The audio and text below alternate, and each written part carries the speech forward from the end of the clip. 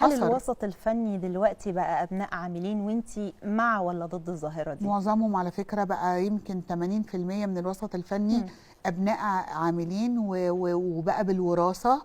في منهم موهوبين جدا مثلا زي احمد الفيشاوي. احمد الفيشاوي ده موهوب بالفطره.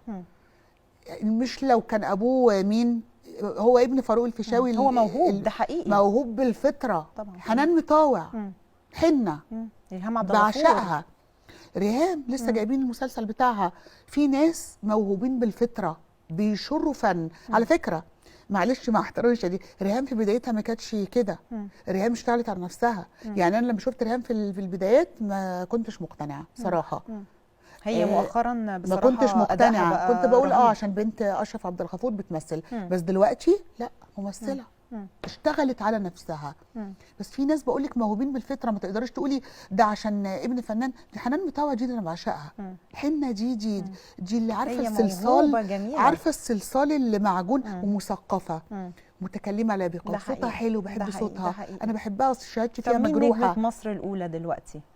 نجمه مصر الاولى منى شلبي. منى شلبي، شئنا او ابينا. بصي منى شلبي طلعت في بطلوع الروح، اكلت اي ممثل او اي ممثله قدامها، اكلتهم. قدرات فنيه جباره. بصي بتمثل وهي سايبه ايديها، بتمثل كده، مش محتاجه تبذل جهد وهي بتمثل. ده حقيقي بجد.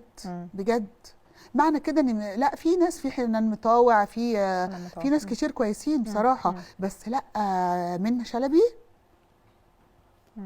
عظيمه. معاها لغات كمان تأهلها ان توصل للعالميه. ده حقيقي. مثقفه. بصي ممكن تطلع، ما عندهاش مشكله تطلع غاسله وشها خالص لما شعرها. هو ده الفن، هو ده الفن. بصي حاجه كده تفخري بيها بجد. ده حقيقي. بجد ده حقيقي. بجد.